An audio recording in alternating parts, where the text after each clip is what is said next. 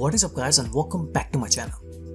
My name is Noman and today's analysis video is going to be about the Premier League game between Chelsea and Liverpool. So Chelsea lined up in a 3-4-3 formation on paper, but their formation on the ground was mostly 3-4-1-2, with Mason Mount playing in behind Timo Werner and Hakim Ziyech.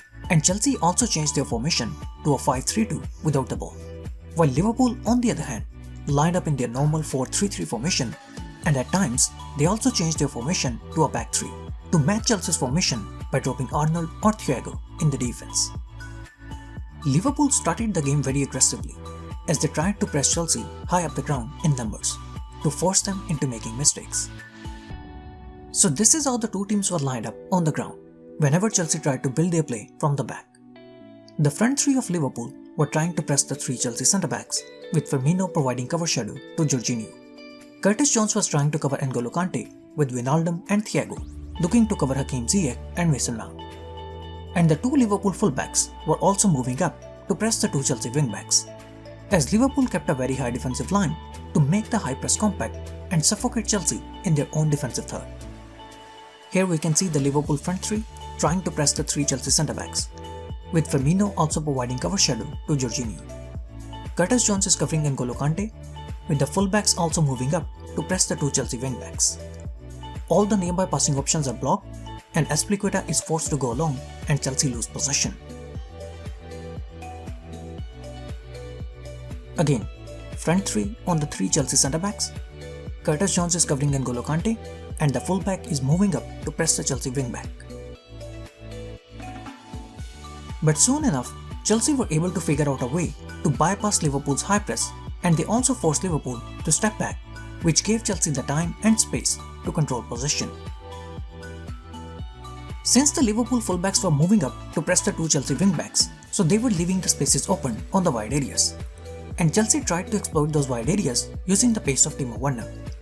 So whenever the Chelsea centre-backs were able to find some time on the ball, they immediately tried to release Timo Werner in those wide areas. And Timo Werner had a clear speed advantage against Fabinho, who often found it hard to match the speed of Timo Werner. Arnold is moving up to press the Chelsea wingback, and as soon as one of the Chelsea centre-backs found some space on the ball, they immediately tried to release Timo Werner in the space behind the Liverpool fullback.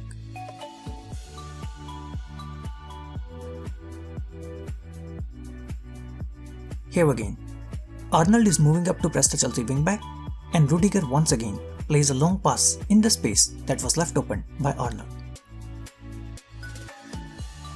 Again, just one simple pass from Rudiger, and Chelsea are able to release Timo Werner in the open wide space. Same thing on the other side as well. Robertson steps out to help in the high press, and Reece James immediately tries to release Timo Werner in the space behind Robertson.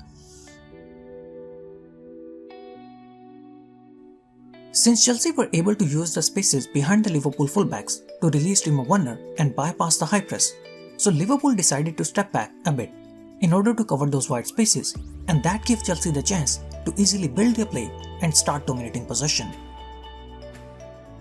So as the game progressed, Liverpool also made a back three, with Arnold now staying behind and Robertson moving up to help in the offense. By shifting to a back three, Liverpool were able to cover those wide spaces on transitions more effectively. Arnold was asked to stay behind, while Robertson was given the license to move up and provide the attacking width. And Mohamed Salah, who usually plays very central, was asked to stay wide to give the attacking width on the right side.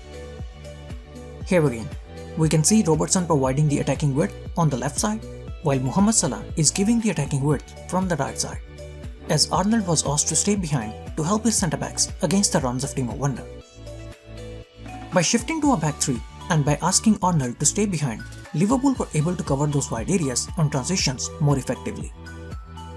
But keeping Arnold behind meant that Liverpool, who normally attack with a front line of 5 men with Arnold and Robertson giving the attacking width and the front three attacking the central areas, now only had 4 men in their offensive line. And this was also one of the reasons why Mohamed Salah seemed a bit lost yesterday, as he was forced to play a role which he doesn't normally play. Mohamed Salah is normally at his best when he's playing in those central positions, and staying out wide isn't what he's best at. but Salah was still able to use his passing range to pick Sadio Mane from that wider position, and Sadio Mane should have scored the goal here. Now before we move forward, first I would like you all to listen to this pre-match interview of Thomas Tuchel, as Tuchel pretty much explained his game plan in his pre-match interview. Werner for Giroud. Yeah. What does Timo come into the team? What does he help you maybe exploit with Liverpool? Speed.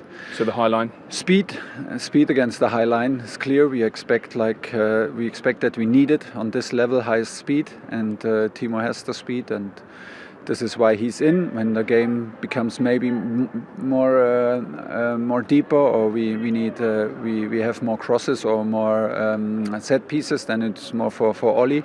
But to start with Timo today. It's clear from Tuchel's pre-match interview that he had done his homework and he knew how he was going to attack Liverpool's high line with the speed of Timo Werner. And this is exactly what Chelsea did throughout the game. Every time a Chelsea player found some space or time on the ball, the first thing he did was to try and release Timo Werner or Mason Mount behind the high line of Liverpool. Liverpool's high defensive line, and Timo Werner was playing at the shoulder of the last defender to try and exploit the big spaces behind the Liverpool line.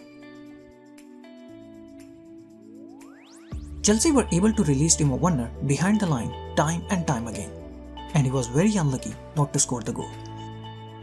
It didn't take too long for Chelsea's plan to work, as they kept trying to play first-time passes behind the line, and it finally paid off, as Mason Mount made a run behind the line, and then he scored a wonderful goal to give Chelsea the lead. Liverpool, on the other hand, looked totally lost, and apart from that Mane chance, they couldn't create much in this game. Liverpool only managed to have one shot on target, and that was in the 85th minute of the game. And this pretty much sums up Liverpool's performance yesterday. Chelsea definitely had a great game, and they deserved to win the game. They looked in control, and they defended very well when it needed. Thomas Tuchel is doing a wonderful job at Chelsea, and these are the results of Tuchel's first 10 games in charge of Chelsea. 7 wins, 3 draws, and no defeats. His team has also managed to keep 8 clean sheets in 10 games, which shows how impressive Chelsea's defense has been under Thomas Tuchel.